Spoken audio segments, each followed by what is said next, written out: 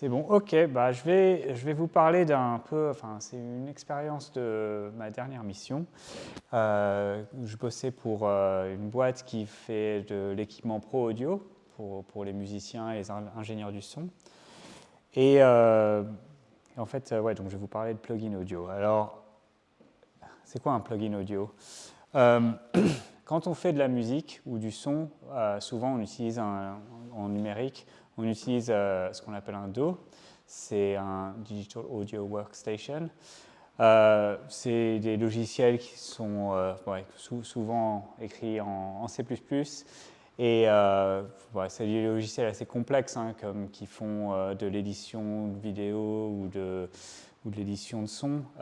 Ils doivent gérer beaucoup d'entrées et de sorties d'audio très rapidement, plusieurs fois par seconde, plusieurs milliers de fois par seconde. Donc il y a besoin de performance. En gros, un plugin audio, ça prend un signal audio ou MIDI, qui est un système de contrôle de musique, de synthétiseur par exemple. Et tout ça rentre dans le plugin, et il y a un autre signal audio qui sort.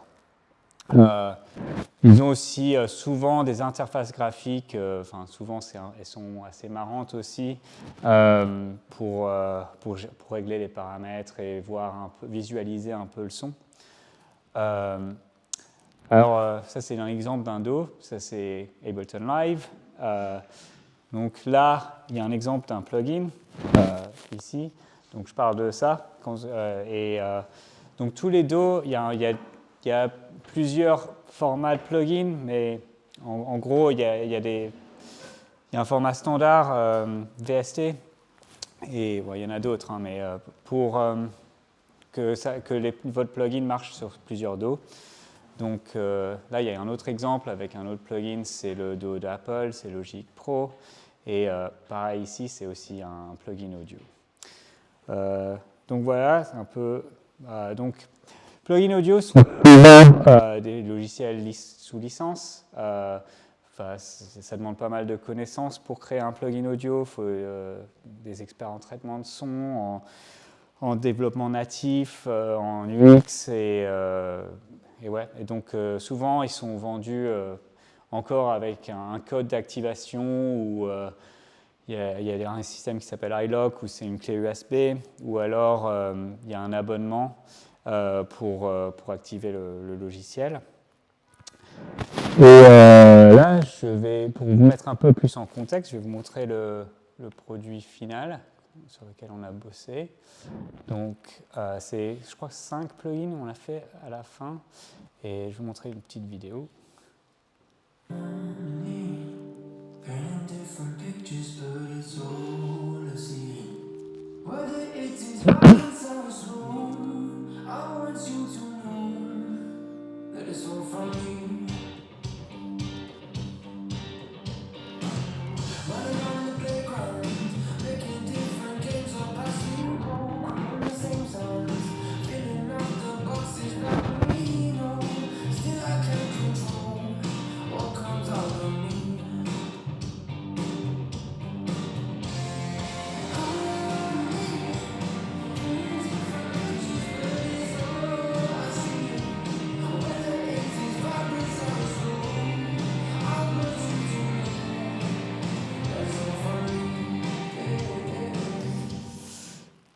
Voilà, donc ça c'est un peu le produit final qu'on a fait. Alors, je parlais un peu de l'équipe derrière le projet. Donc on a fait une collaboration avec une entreprise autrichienne qui est spécialiste dans le développement de plugins. Donc il y a des modèles, je ne sais pas si vous avez un peu vu, il y a des modèles IA qui, en fait, ils ont pris plein de sons de différents types, par exemple de guitare électrique ou de chant ou de batterie, et ils ont tweaké un peu tous les plugins ils ont un modèle pour tous ces instruments, pour tous les plugins, et l'utilisateur dit quel type de signal rentre, et en fait, normalement, sans faire grand-chose, ça améliore beaucoup la qualité du son. Et puis moi, je bossais pour entreprise qui fait des cartes son, des interfaces son, donc c'était un peu de la valeur ajoutée, ce produit. Alors, ouais, donc Sonyball a fait toute la partie traitement audio et interface graphique, donc je ne vais malheureusement pas vous parler de ça, je sais que c'est sans doute assez intéressant, mais je vais vous parler de la partie sécurité et paiement qu'on a implémentée. Donc, du coup, aussi je vais un peu vous parler de l'équipe, c'est qu'on avait un développeur C++ et 3 développeurs web. Donc, c'était un peu chaud comme truc. OK, donc notre objectif, c'était de fournir une bibliothèque où les utilisateurs pouvaient s'authentifier avec le système d'authente, le SSO de Focusrite. On voulait, comme Netflix, on ne voulait pas qu'on achète une licence et que tout le monde puisse l'utiliser d'un coup. Et aussi, on ne voulait pas que l'utilisateur ait à s'authentifier pour chaque instance du plugin, ou s'il utilisait par exemple je crois qu'il y a 5 plugins en tout, s'il utilisait le compresseur et l'EQ, on ne voulait pas qu'il ait à s'authentifier plusieurs fois. Et aussi bien évidemment d'éviter les cracks. Bon, ça c'est un jeu chat et souris, on a trouvé des cracks. Alors, au début du projet, on a évalué plusieurs stacks. Donc, dans le monde de l'audio, on utilise beaucoup un framework qui s'appelle Juice en C++, parce que ça a été développé pour faire de l'audio. Il y a de la UI dedans, il y a un peu de tout.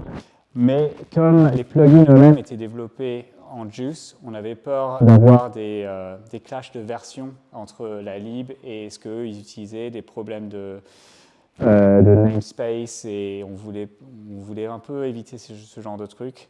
Donc on a choisi de ne pas faire ça.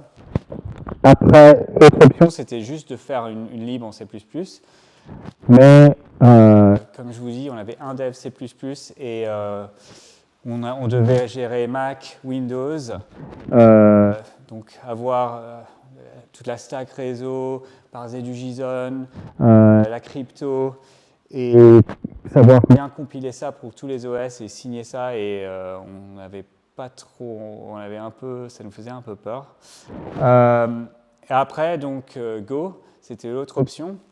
Mais comme on est une entreprise qui fait beaucoup de C++ et du dev audio, on voulait un peu tester Rust comme alternative à C++ pour peut-être faire du développement audio plus tard. Donc en fait, ce dont je vous parle un peu, je ne sais pas, est-ce qu'il y a des devs C++ ici?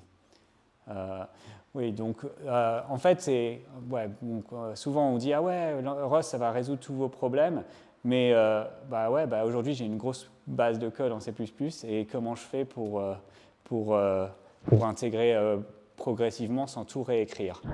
Donc, par exemple, vous savez, récemment, Linux, par exemple, ils ont mis du Rust dans la kernel. Et donc, c'était un peu, OK, comment on peut faire pour migrer un peu de notre code source progressivement avec Rust. Donc on a laissé tomber Go parce qu'on ne voulait pas de garbage collector pour pouvoir faire du développement audio plus tard. Ça, je crois que... d'autres raisons. L'outillage de développement moderne, comme je dis, on avait une équipe dev qui était habituée à NPM et tout l'écosystème JS. Donc, leur demander de faire du CMake et des trucs, ça allait être compliqué. Il y avait mais on n'avait pas trop à faire des choses spécifiques pour Windows et macOS. Donc ça, c'était un autre point positif. On n'avait pas à gérer la gestion de mémoire. Comme je vous dis, on était habitué à des langages GC, donc ça, c'était un bon truc. Et ça, j'en ai déjà parlé. Donc, en fait, je vais essayer de vous faire un petit live coding, de faire comment on peut faire un truc qui interface entre Rust et une appli C++ pour parler à un serveur OAuth2 OICD. Est-ce qu'il y a des gens, vous savez à peu près ce que c'est, OAuth2, OICD, OpenID Connect? C'est un protocole de SSO. Donc, en fait, pour être logué, on a un serveur qui gère l'autente. Beaucoup d'applis peuvent utiliser ce serveur pour s'authentifier sans avoir à dévoiler le mot de passe d'autre part. Je résume. Mais je vais vous expliquer un peu plus. Donc, le but de l'appli qu'on va faire, c'est de retrouver le sub, c'est l'identifiant de l'utilisateur, grâce à une API qui existe dans OpenID Connect, qui s'appelle UserInfo. Donc, on doit demander à l'utilisateur de s'authentifier avec le serveur autre. Donc après, il y a un échange entre le serveur auth et notre application pour récupérer un token et finalement appeler l'API UserInfo avec le token. Donc, en gros, ça marche à peu près comme ça. Donc, l'identity provider, c'est le serveur auth. Et ça va être l'API OpenID Connect. OK. Donc, première tâche, donc, on a un projet C++. Donc, on va faire. Je vais partir. Vous voyez peut-être rien.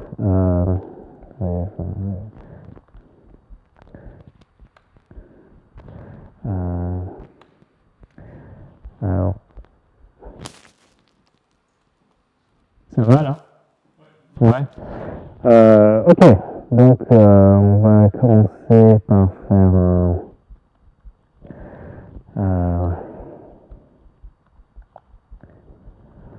on va faire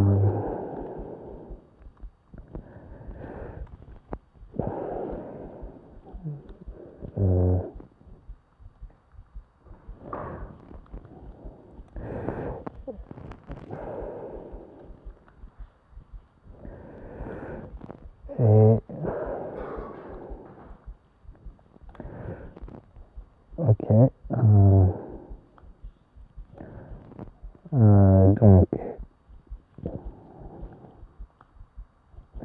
Donc, en fait, c'est trop petit. OK. Donc, juste. OK, pour builder tout ça, on va créer un makefile. Et ouais, j'ai créé un petit snippet. Donc, en fait, là, on va voir un target qui va faire notre cargo build et après qui va builder notre projet C++. Donc, faire un make build. Et quoi? Parce que j'ai pas sauvé ce fichier.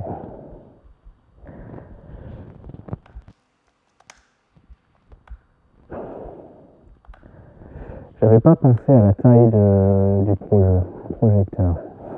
OK. Donc là, dans notre target, on a un Rust qui fait hello. OK, c'est cool. Et du coup, on a une libre Rust qui print aussi hello. OK, donc première tâche, comment on va essayer de bouger le print hello pour appeler celui-là. Donc, c'est vraiment pas trop compliqué. On fait un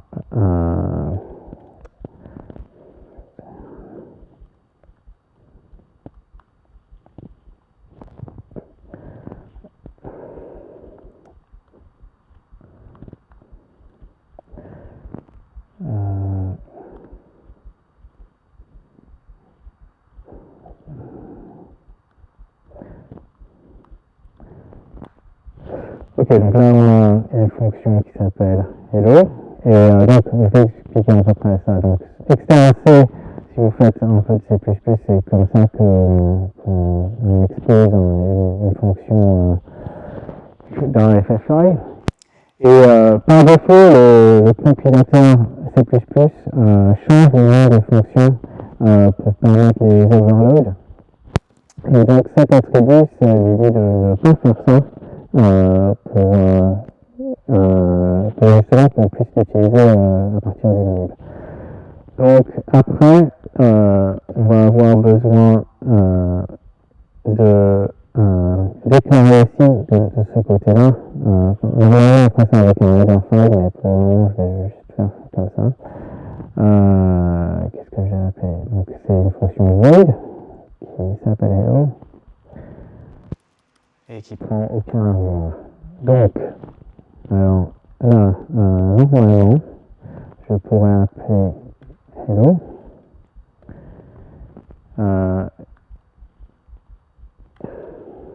Et ça devrait marcher. Mais d'abord, je vais juste revenir un peu sur Makefile. Donc, je vais vous montrer un peu la commande ici. Donc là, en fait, je vais créer un exécutable qui s'appelle Rust à partir de nom.cpp. Et je vais linker la librairie Rust qui est dans Target Debug, qui a le nom Lyon Rust. Donc, il y a une autre chose qu'on va faire. Tant qu'il y a un vote, il faut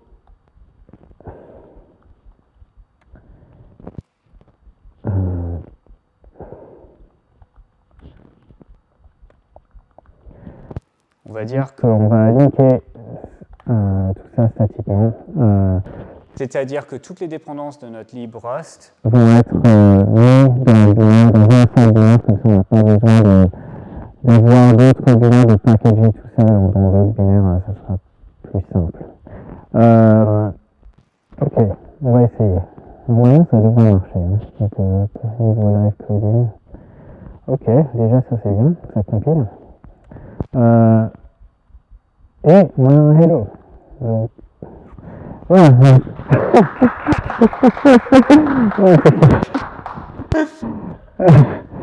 Ok, où je vais en venir maintenant? Ok, donc revenons à notre problème. Donc en fait, le premier truc, c'est qu'on veut demander aux users de s'identifier. Donc, on a besoin de... Qu'est-ce que j'ai fait? Je crois que j'ai fait des snippets parce que là, j'avoue, je perds mon nez.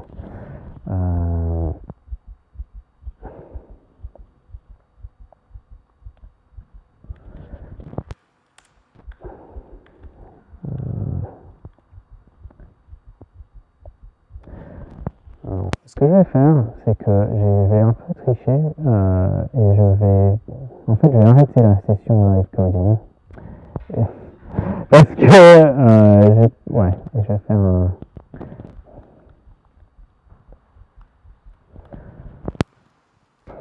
Je vais montrer le truc final. Parce que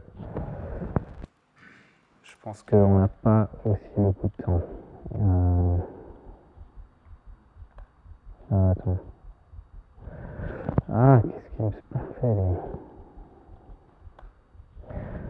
Ok, donc la prochaine chose qu'on va faire, c'est on a cette... donc ça ressemble à peu près à ce qu'on a fait. On a cette fonction print of URL. Donc ça va, tout ce que ça va faire, c'est imprimer l'URL d'un serveur localhost avec des paramètres pour que l'utilisateur puisse s'authentifier. Donc, je vais lancer un serveur d'attente.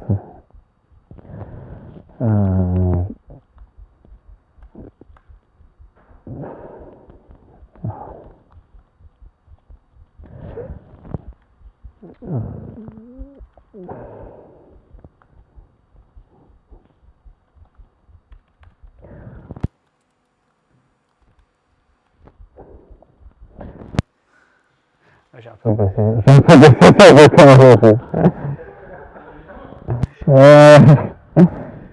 ok.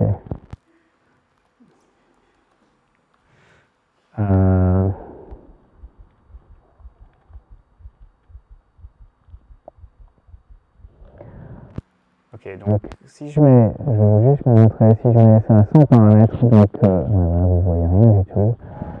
ça veut dire qu'il n'y a pas, il y a les paramètres qui manquent. Ok, donc qu'est-ce qu'elle fait dans l'appli C++ maintenant? Alors, on va ignorer cette partie-là pour l'instant, mais elle va juste imprimer un URL d'autre. Donc je vais recompiler tout. Et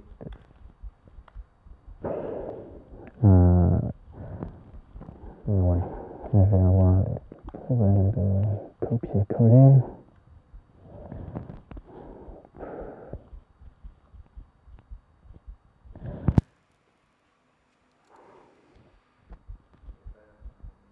Ouais. C'est fou hein, quand on a un truc super joli. Ok, donc là ça me demande de l'authentifier. Je peux dire que je suis utilisateur web.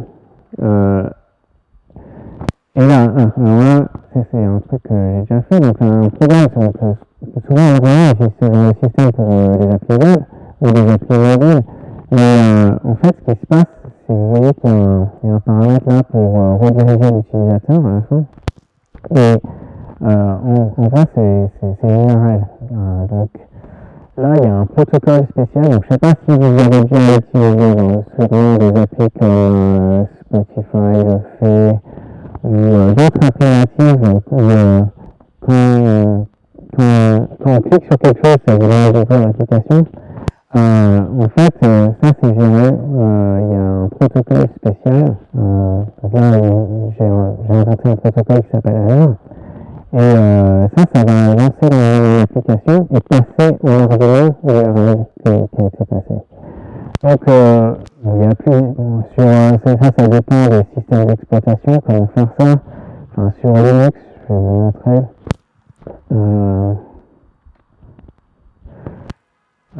Donc, il y a ce fichier-là. Donc là, je dis que j'ai une application qui s'appelle CPP Rust. Et ça, c'est pas la bonne. Mais bon, c'est pareil. CPP Rust et l'exécuteur de là. Et donc, quand il y a une requête vers ce protocole-là, ouvrez cette application et passez en paramètre URL. Et après, donc là, il y a ça part, c'est le line type, justement de ce protocole, donc ouais, ça c'est comme ça qu'on fait sous Linux. Après, sous Windows et Mac, on peut le faire aussi, mais c'est iOS aussi, et Android. Donc, ok, donc là, l'utilisateur s'authentifie, et là, vous allez voir qu'il attend en fait. Donc, il attend que l'utilisateur s'authentifie, et après, il va répondre, et ça va réouvrir l'application. Donc, en fait, on va avoir deux instances de l'application. Une qui attend que l'user s'authentifie et qui attend un code qui revient du serveur d'attente. Et une qui va justement communiquer ce code d'attente. Alors, comment on fait ça?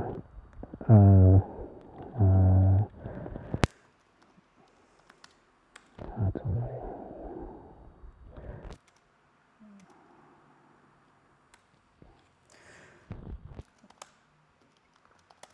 Donc là, donc ça c'est la partie qui va être appelée par quand on revient. Donc il va juste écrire le paramètre et appeler cette fonction onURI. Donc si je reviens à la partie Rust, onURI ça fait quoi? Et ben bon, là ça fait un truc un peu dégueulasse parce que bon, Rust, si on reste dans l'écosystème Rust, tout va bien, on n'a pas de problème de mémoire, mais là, on passe un pointeur, une chaîne de caractères de C++ qu'on doit convertir en référence de string en Rust. Donc, on doit faire un petit bloc unsafe, malheureusement. Et lui dire que oui, il y a je te promets que cette adresse, il y a une string et tout va bien se passer. Donc il y a déjà ça. après, qu'est-ce qu'on va faire? On va ouvrir une socket Unix à ce chemin-là. Donc, j'ai un chemin là où on peut écrire. Et on va écrire l'URI là-dedans. Et donc, c'est tout ce que, quand on est appelé avec l'URL, c'est tout ce qui va se passer. Et de l'autre côté, donc l'application que l'utilisateur a lancée, qui attend un peu son code, va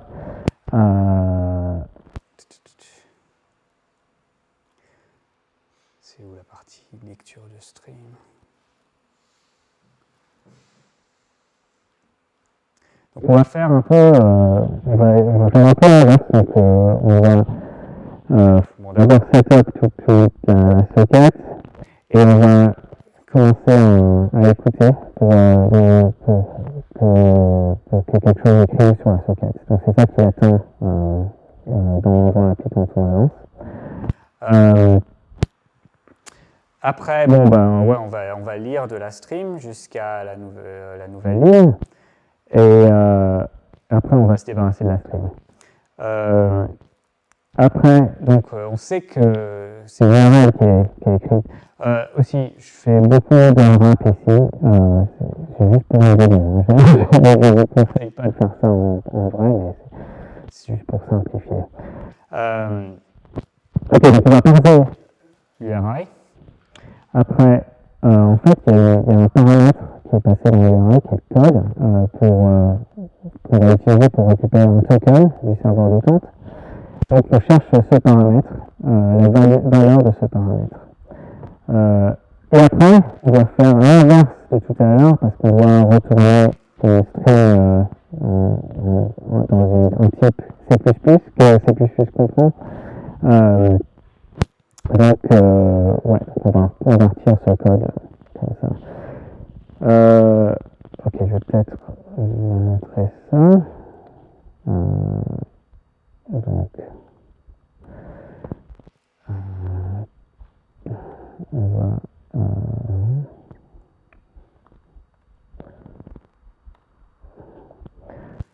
Ok, je vais rajouter le...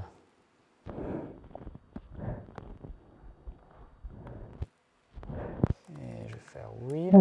Et là, ça va me demander, donc, là, on est en mode attente. Et je vais ouvrir. Et bon, il y a plein de choses qui se sont passées. Mais donc là, vous voyez que j'ai écrit le code de socket. Là, c'est un peu le produit final. Il y a le token, ça c'est un token JWT. Ceux qui font un peu d'autante web, peut-être vous savez ce que c'est. Et là, en fait, il y a notre réponse finale de l'utilisateur. Donc, je vais peut-être vous parler un peu plus du code source. Donc après, une fois qu'on a été chercher ce off-code de l'URL, si je repasse au main CPP, donc ouais, on l'imprime. Après, on attend, c'est là qu'on attend qu'on écrive sur la socket pour aller chercher le code. Et après, c'est là qu'on doit faire notre premier appel API pour aller rechercher le token. Donc, le serveur nous a donné un code, on va l'échanger pour un token. Donc là, on fait la première requête. Et c'est là que on va voir que c'est vraiment, ça se rapproche de ce qu'on fait un peu en JS, quoi. Enfin, pour faire des appels, c'est vraiment, on a utilisé une librairie qui s'appelle request. Donc, get token. Non, c'est get token. Ok, donc là, ça, on a déjà un peu vu. Je dirais ça. On a déjà un peu vu. On refait la même chose pour aller chercher la string du code. Après, bon, ça, c'est les paramètres de l'API qu'on va appeler. Et là, vous voyez celle-là. Donc là, c'est un client request.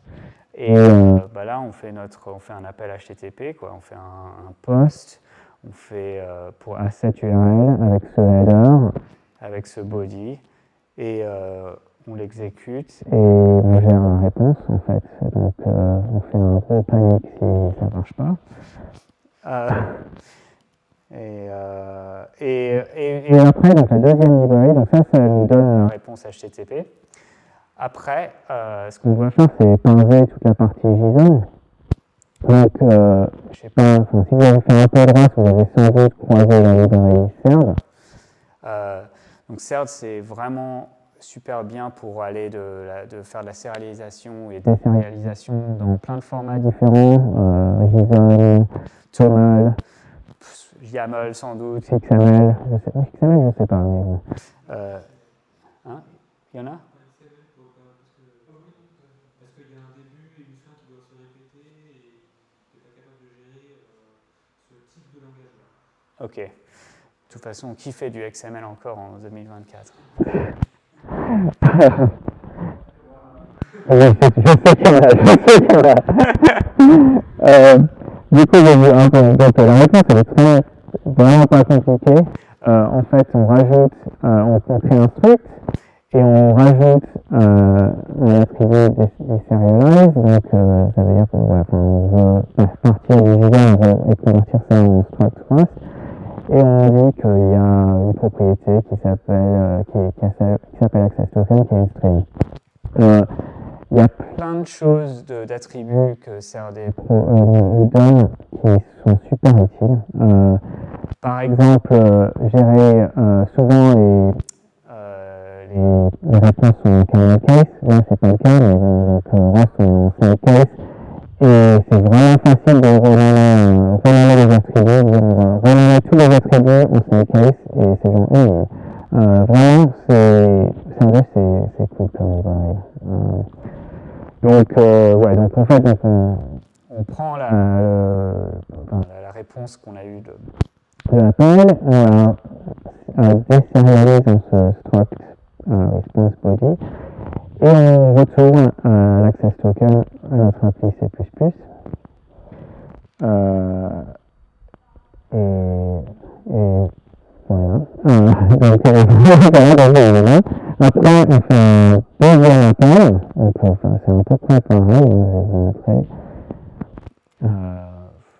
En gros, moi je pense que c'est exactement la même chose. J'ai juste une réponse différente. Donc, cette fois il y a un sub, mais donc c'est à peu près tout. Donc voilà pour la partie live coding, qui n'est pas. J'aurais peut-être un peu bossé un peu plus dessus, mais bon. Donc là, ça on en a parlé. Voilà. Ça on en a parlé. Ouais. Alors, après, donc. Je vais vous dire pourquoi pas. Ah oui? 10 minutes? Ok. Ok. Comme ça? Ah, de le baisser? De ne pas le coller contre ton cou, sinon ça sature. Ok, c'est bon comme ça? Ok, je parle peut-être moins fort, mais bon. Donc pourquoi pas async? Donc tout le projet dont je vous parle, c'était en 2021.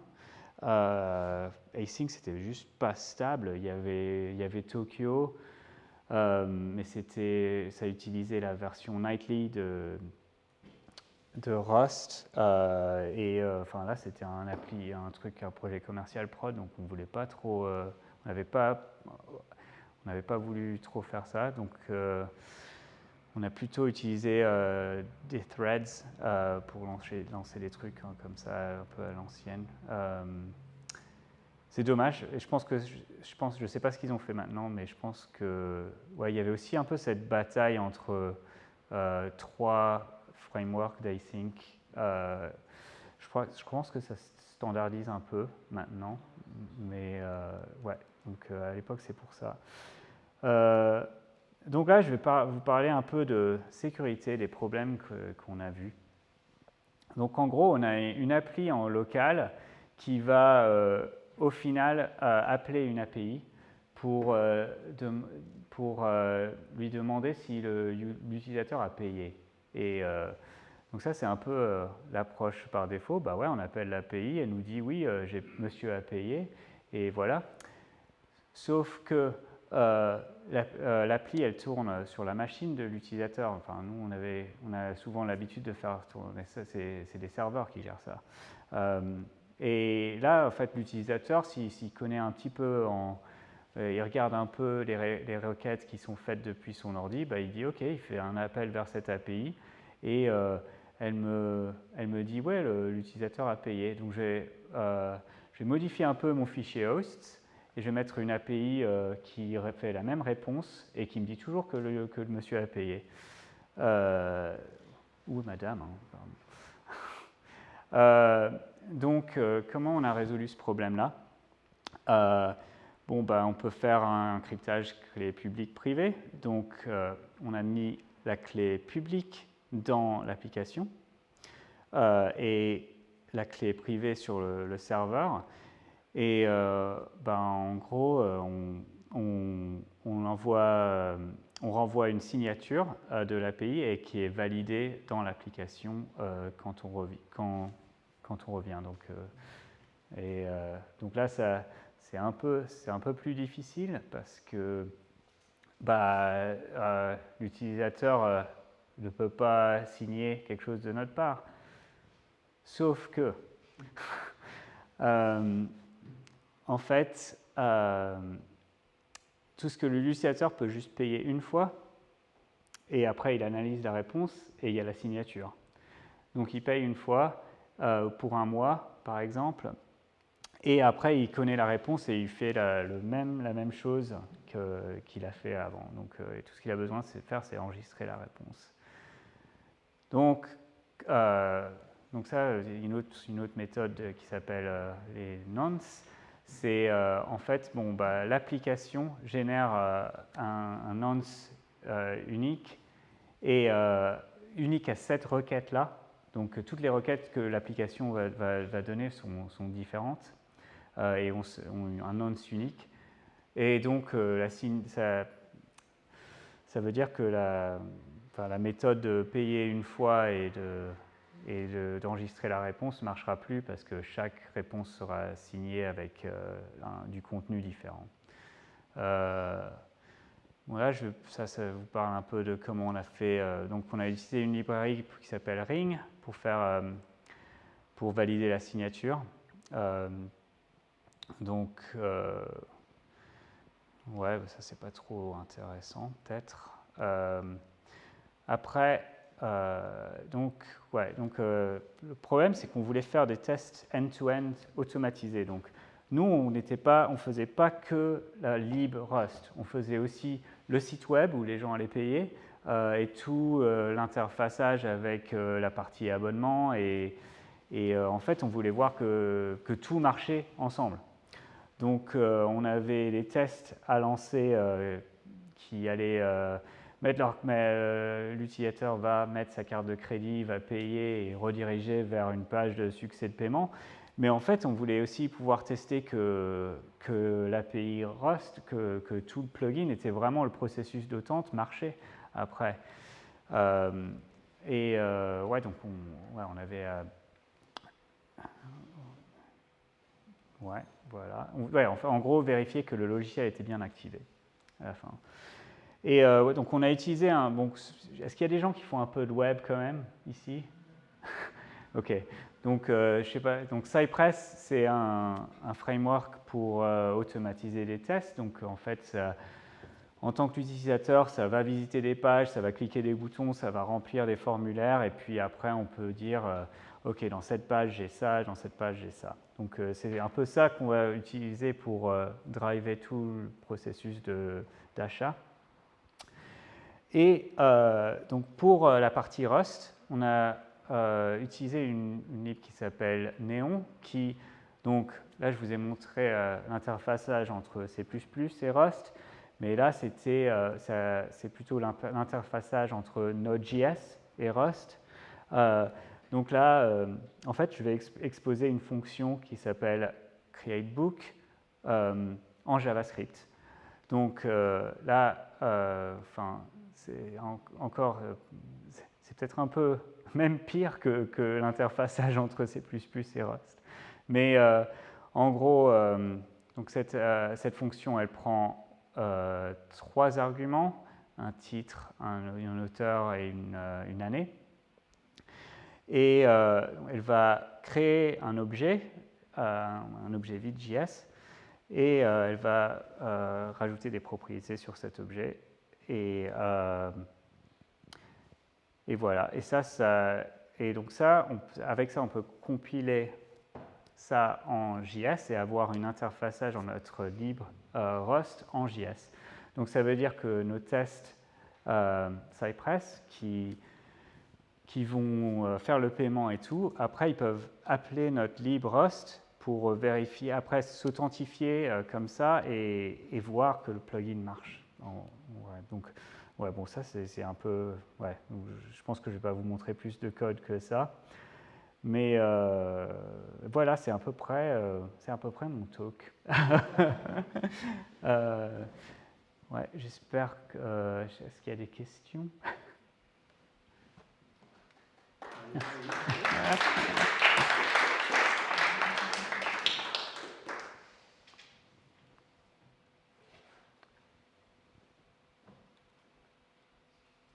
Alors, est-ce qu'il y a des questions? Oui, tiens.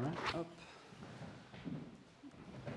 Sur les serveurs, c'est uniquement le serveur API qui détient la clé privée pour après signer toutes les... Oui.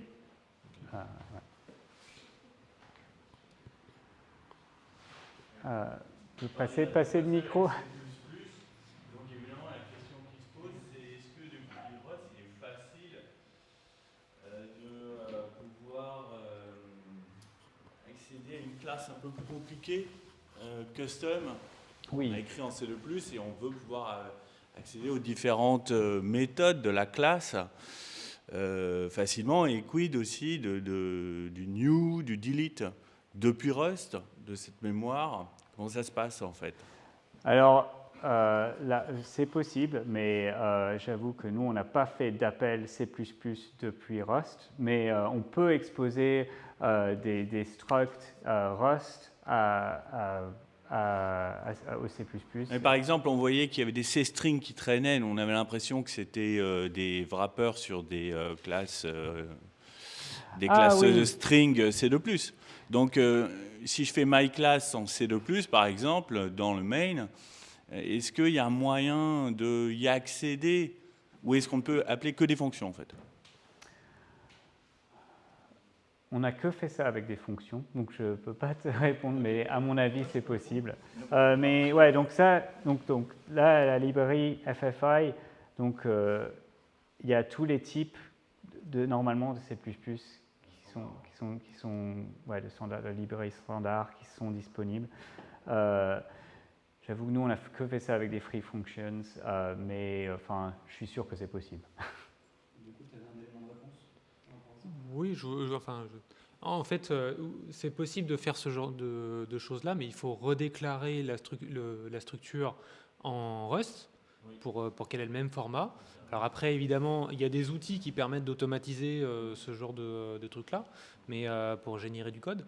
Mais l'idée, c'est qu'il faut redéclarer en Rust la classe qui est, la structure de données, et derrière redéclarer les fonctions qui vont agir sur cette structure de données, etc. Donc à un moment donné, il faut effectivement dupliquer. Mais il faille le dupliquer, mais ça s'entend, mais est-ce qu'il y a la batterie d'outils pour que ce ne soit pas trop la galère, quoi? Alors, je ne sais pas pour C++, pour C, oui, ça existe. Voilà. Je crois que j'avais mis un exemple, pour les enums par exemple, j'avais mis quelque chose. Ouais, donc en fait, je pense que c'est avec cette. Améliorer l'interopérabilité entre Rust et C++. Ils ont donné un Rust Foundation. Ah oui, d'accord. Donc c'est en cours, quoi. Là, j'avais mis un truc là, qu'on peut, j'en ai pas mis beaucoup, mais on peut exposer des structs et des enums avec cet attribut repressé. Mais j'avoue que j'ai pas trop fait ça. Donc, Oui, mais ça peut vite être un problème. Ouais. Alors, la différence, surtout, c'est le enum qui n'a pas du tout le même format en Rust qu'en C, puisque l'enum, voilà, ça Oui. peut contenir des différentes choses, alors qu'un enum en C, c'est jamais qu'un entier, quoi. Ouais. Oui, moi je me demandais qu'est-ce que ça signifie le no mangle au-dessus des fonctions. Alors, donc ça, j'ai expliqué peut-être rapidement, mais par défaut, quand on compile cette fonction sans le nomangle et qu'on l'expose à C++, le compilateur de C++ renomme la fonction et ça dépend de l'implémentation du compilateur. Enfin, c'est pour permettre les overloads en C++. Donc, souvent, si tu as deux fonctions greet, une qui prend un paramètre string et une qui prend rien, en fait, ça va renommer une des fonctions, mettre un underscore, string, machin. Et donc, le nomangle, ça lui dit de ne pas faire ça, de sauter ce processus-là pour que le nom de la lib soit le même. Moi, je m'excuse, j'étais persuadé d'avoir oublié ça. Ouais, mais j'ai peut-être parlé vite. Est-ce qu'on a d'autres interrogations, questions? De toute façon, je propose qu'on continue, qu'on attaque sur la suite. Ouais. Et que de toute façon, il y aura tout le temps d'échange après. Merci beaucoup à toi. OK. Merci beaucoup.